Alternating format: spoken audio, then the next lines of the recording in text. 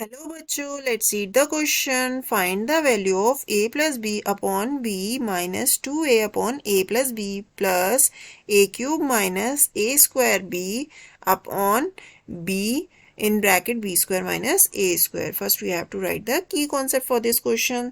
So key concept हमारा क्या होगा इस क्वेश्चन का? की कॉन्सेप्ट क्या होगा? a square minus b square का हमारा फॉर्मूला क्या होता है? a प्लस बी और in other bracket a minus b. हमारे पास क्वेश्चन में क्या है? क्वेश्चन हमारा क्या है? We have a plus B upon B minus 2a upon a plus B plus a cube minus a square b upon b। और इसको हम क्या लिख सकते हैं? B square minus A square को हम लिख सकते हैं B minus A and B plus A, ऐसे लिख सकते हैं इसे। तो ये हमारे पास क्या आ जाएगा? अगर हम इसका एलसीएम लेंगे इसे अरेंज करके, यहाँ हमारे पास है बी प्लस ए, इसका हम एलसीएम ले लेंगे तो हमारे पास क्या आ जाएगा? एलसीएम लेंगे अगर तो एलसीएम हमारा क्या आएगा? B minus A and a plus b या बी प्लस ए, बात एक ही है तो यहाँ आ जाएगा ए प्लस बी। बी के साथ हमारी किसकी मल्टीप्लाई होगी? बी माइनस ए और बी प्लस ए की। A plus B multiplication of A plus B and B minus A minus 2a के साथ हमारी किसकी मल्टीप्लिकेशन होगी? एक तो b की होगी और एक किसकी होगी? b माइनस a की मल्टीप्लिकेशन होगी और plus a cube minus a square b, ये आ जाएगा हमारे पास। फिर आगे से हम सॉल्व करेंगे तो हमारे पास क्या आ जाएगा? ये हमारे पास आ जाएगा a प्लस बी का होल स्क्वायर और ये क्या आ जाएगा? b माइनस a, ये आ जाएगा माइनस 2ab, ये आएगा और b minus a plus a cube minus a square b, ये आ जाएगा हमारे पास। और डिनोमिनेटर में हमारे पास क्या रहेगा? b minus a in bracket b a plus b, ये हो जाएगा। इसे हम कैसे लिख सकते हैं? यहाँ हमारे पास क्या आ जाएगा? यहाँ क्या था हमारे पास?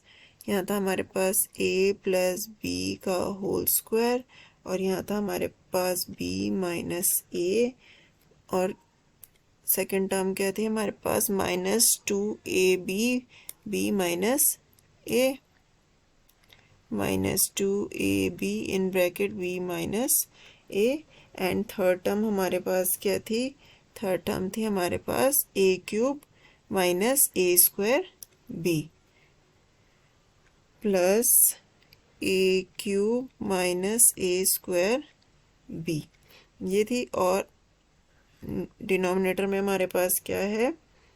ये है हमारे पास a प्लस बी, बाहर यहाँ b और यहाँ हमारे पास आ जाएगा b माइनस a, ये था।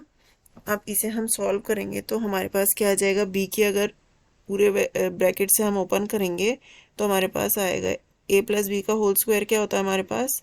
a square plus b square plus 2ab, ये हो जाएगा और b minus a minus 2ab और b कितना हो जाएगा? 2ab square minus minus plus और यहाँ आ जाएगा 2a square b plus a cube minus a square b, ये आ जाएगा। और हमारे पास डिनोमिनेटर में क्या आएगा? b a प्लस b और b माइनस a, ये आएगा। अब अगर हम इस फर्स्ट टर्म के दोनों ब्रैकेट्स को आपस में मल्टीप्लाई करेंगे तो हमारे पास क्या आएगा? हमारे पास आएगा b a square plus b cube plus 2ab square minus a cube minus a b square minus 2a square b, और आगे हमारी टर्म्स क्या थी, -2ab² plus 2a² plus a³ minus a²b, ये हो जाएगा। और डिनोमिनेटर हमारा सेम रहेगा b, और यहाँ हमारा क्या हो जाएगा a प्लस b और b माइनस a। इसे जब हम सॉल्व करेंगे तो हमारा क्या क्या कैंसिल हो जाएगा, हमारे पास क्या है 2ab² प्लस का है माइनस का है, तो ये आपस में क्या हो जाएंगे, कैंसिल हो जाएंगे, ये इससे कैंसिल हो जाएगा।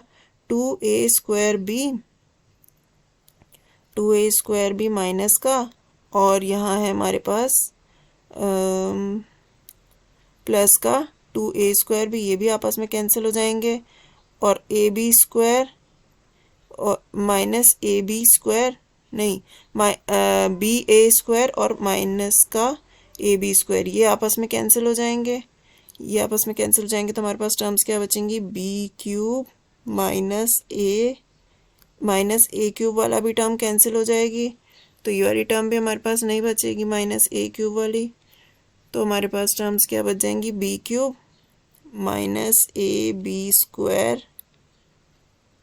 b³ माइनस ab² अपॉन यहाँ b, और इसे हम लिख सकते हैं b² माइनस a², ये हो जाएगा।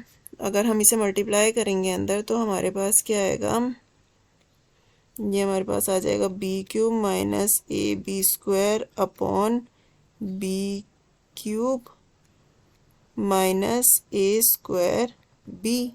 इसमें से अगर हम b कॉमन ले लेते हैं, अगर ऊपर और नीचे की टर्म्स में दोनों में से कॉमन लेते हैं तो हमारे पास क्या आ जाएगा, b² माइनस ab, और नीचे वाली टर्म में हमारे पास क्या आ जाएगा, b² माइनस a², b से b कैंसिल हो जाएगा, और ये हमारे पास क्या बच जाएगा, b² minus ab upon b² minus a²।